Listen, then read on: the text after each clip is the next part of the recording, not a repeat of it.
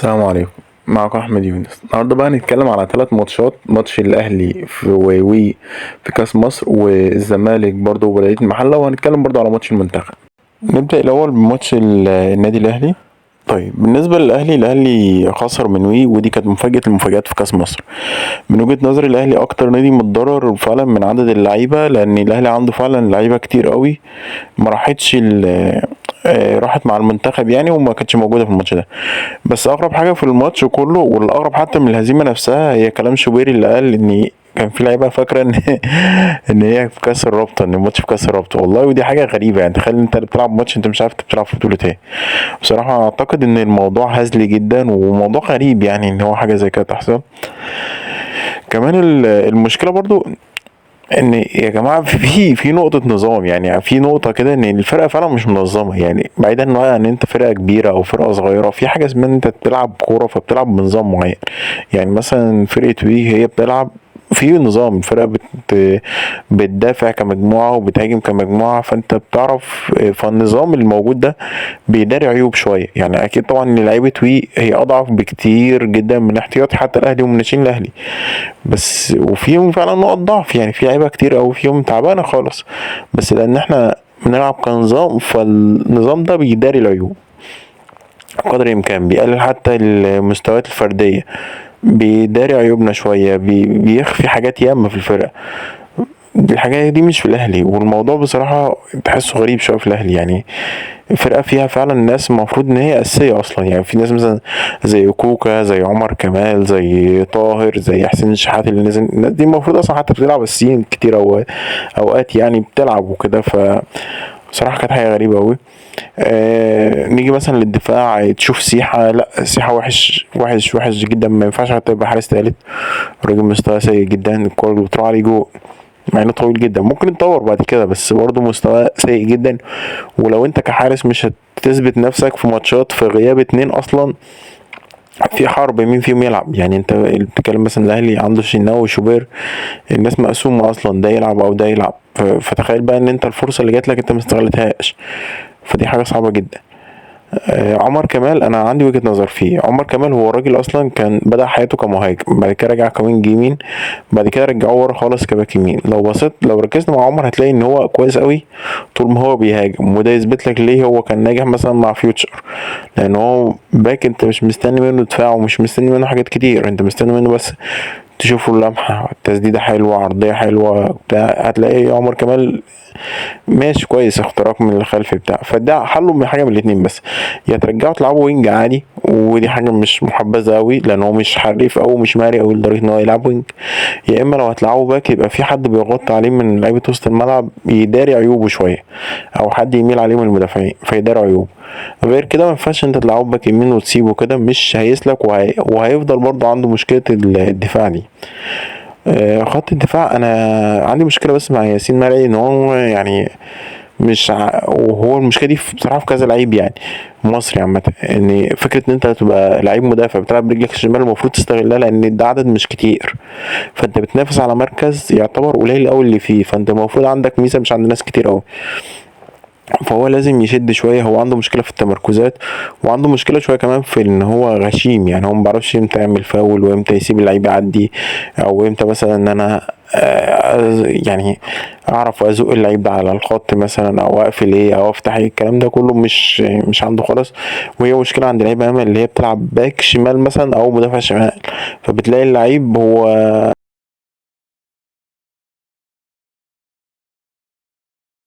نفس العش برضه عنده نفس المشكله دي، ان هو الراجل مش عارف هو بيلعب باك شمال ولا مدافع شمال. فتلاقيه ان هو في كل الحالات هو لا طايل كده ولا طايل كده، لا منه هو بيلعب مدافع ولا منه عارف يلعب باك.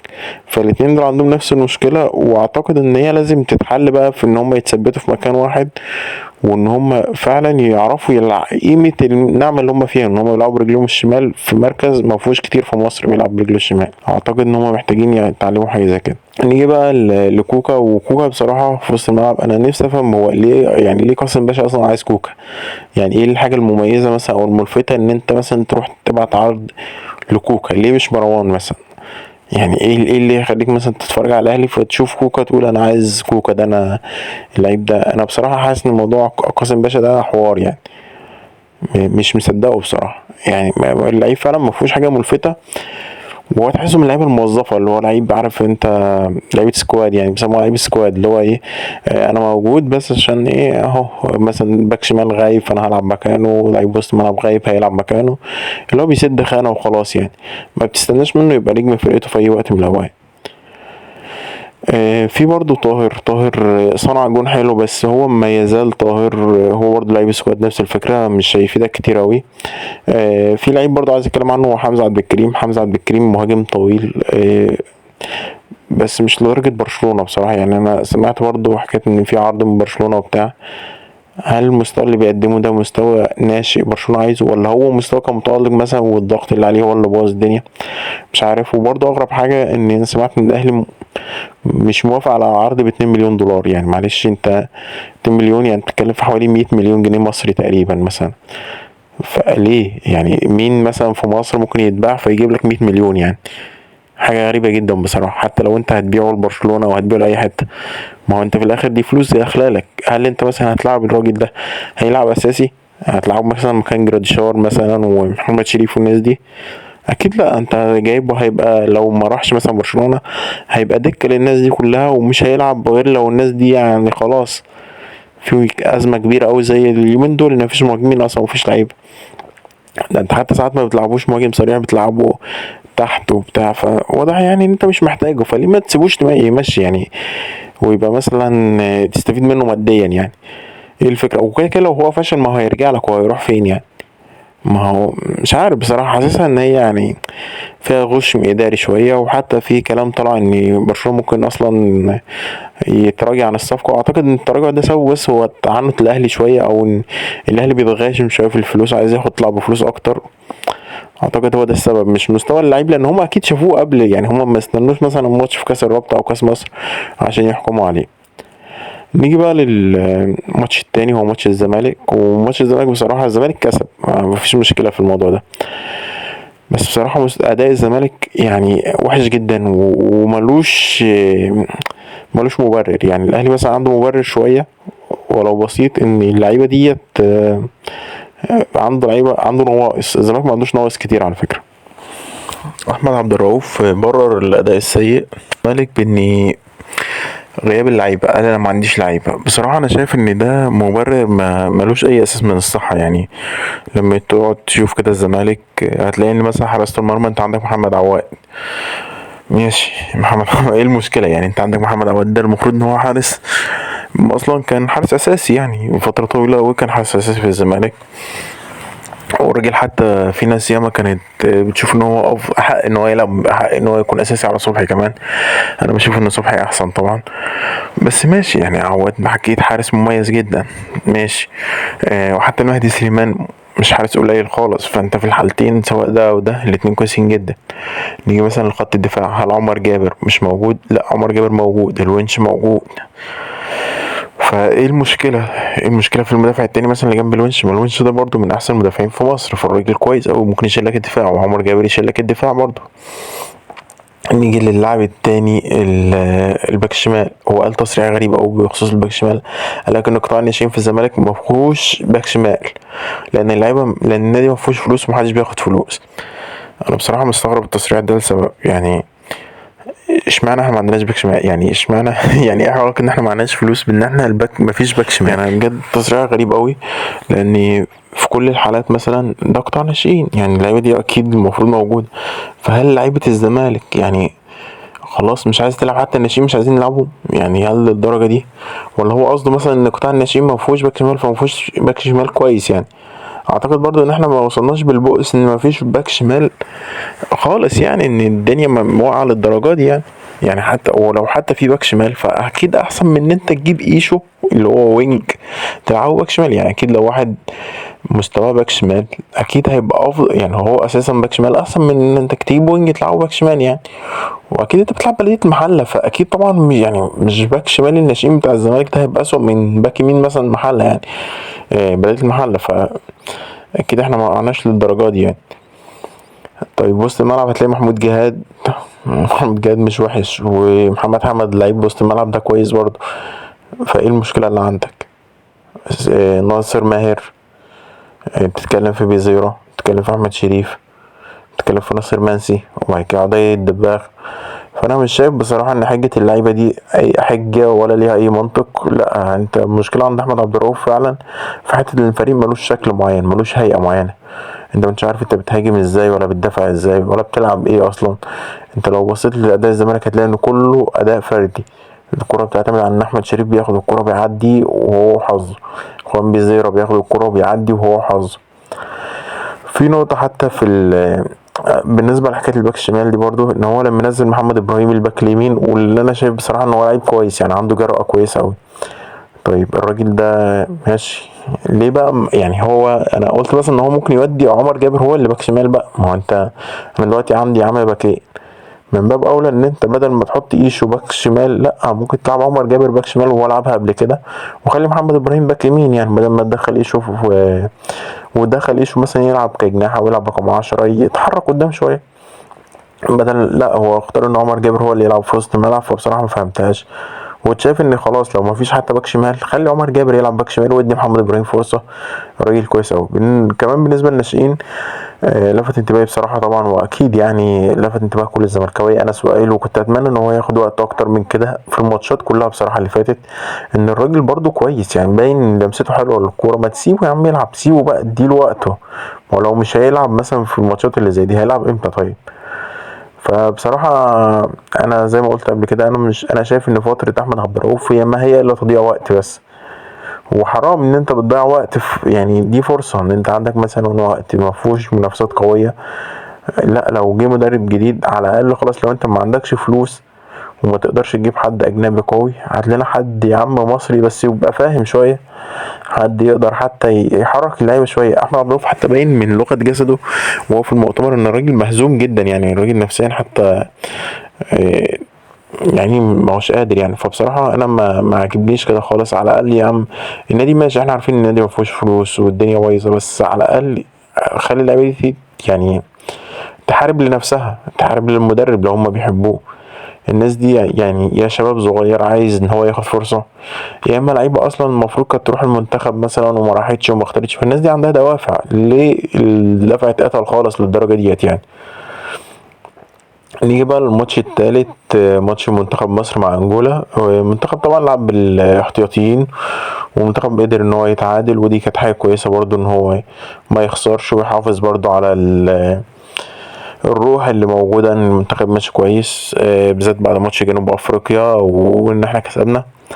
انا بصراحه مش عارف يعني، مش متحمس قوي لحسام حسن. عارف ان الروح ماشي افضل، بس انا بصراحه مش شايف برضو ان في حاجات تكتيكيه كتير قوي بتحصل. بالعكس انا مختلف معاه في اختيارات كتير قوي، منها مثلا طريقه لعب بزيزو مثلا. انا بشوف ان لو انت عايز تستفيد بزيزو لعبه وينج يمين، ياخد الخط ويرفع لك عرضيات كده، انت بتاخد اقصى حاجه من زيزو. حسام حسن بقى مش شايف كده خالص. حسام حسن بيلعبه في وسط الملعب.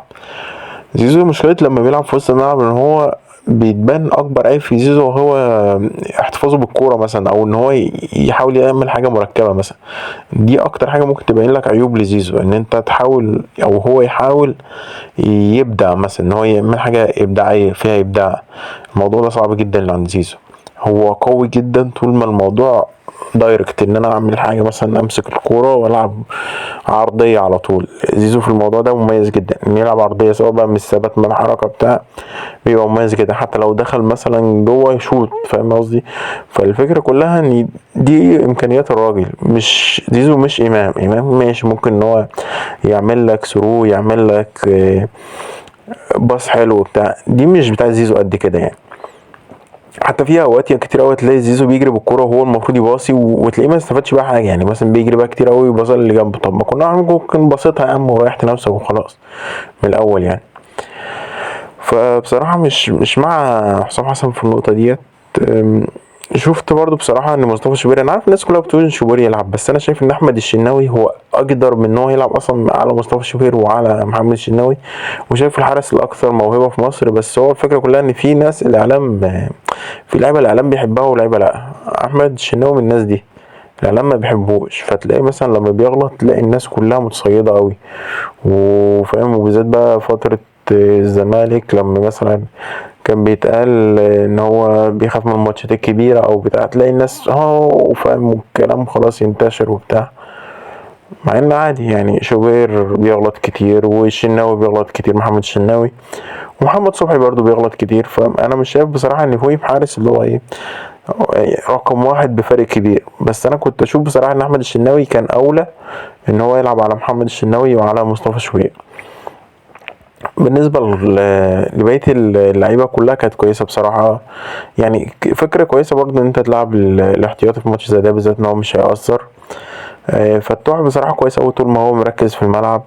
احمد عيد برضو انا بصراحة شايف ان هو ما يقلش حاجة عن محمد هاني، ومعرفش ليه يعني الماتش اللي فات لما اتطرد محمد هاني اضطر ان هو يلعب امام باك يمين، مع ان امام ملعبهاش من ايام كروش، ملعبهاش غير مرة واحدة على ساديو ماني اصلا. فمكانتش حاجة موفقة بصراحة، بالذات ان امام اصلا يعني واضح ان هو لسه بدنيا مش كويس خالص ومش جاهز، وبعد كده اختار نزل محمد شحاتة. لا احمد عيد عادي كان ممكن يلعبها من الاول وتريح دماغك من الليلة دي كلها. مهند لاشين ومحمود صابر لعيبة كويسة قوي، و يعني بصراحة حرام ان هم يقعدوا دكة لحمدي فتحي، يعني من وجهة نظري حمدي فتحي كان كويس ماتش جنوب افريقيا، بس كلاعب كورة هو اقل من مهند لاشين واقل من محمود صابر واقل من محمد شحاتة كمان. ابراهيم عادل كويس قوي بس مشكلته ان هو احتفظ بالكورة. مصطفى فتحي حريف قوي بس هيحتاج مع الوقت ان هو يدخل للعمق، لان خلاص اللياقة بتقل وما عادتش زي زمان وما عادش السرعة زي زمان. هو محتاج بقى ان هو يزود حتة شوية، ان هو يتعلم يلعب رقم 10 عشان يتطور عمره في الملاعب شوية.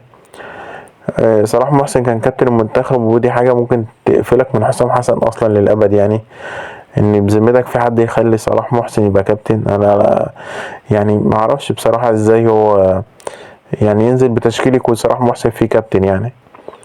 ومصطفى فتحي ومصطفى محمد طبعا موجود، ومصطفى محمد فقد كتير أوي من مصطفى محمد بتاع زمان، بس يظل راجل مهاجم بمعنى الكلمة، ومهاجم التسعة الوحيد مثلا اللي في مصر حاليا اللي ممكن تعتمد عليه يعني.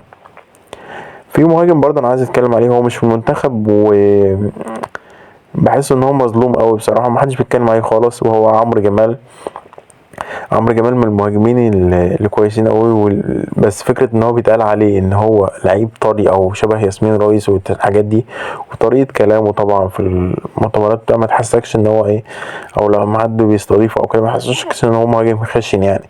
بس لو حد بيتابع نادي يعني عمرو جمال مع فرقته وكده هتلاقيه ان هو لا راجل كويس قوي، ايام مثلا كان بيلعب في الجيش وحرس حدود وكده، هتلاقي ان هو فعلا مهاجم كويس. هو بس الفكره ان هو ما بيدكش الاحساس ده، يعني هو مش خشن قوي او في اكشنات او كده.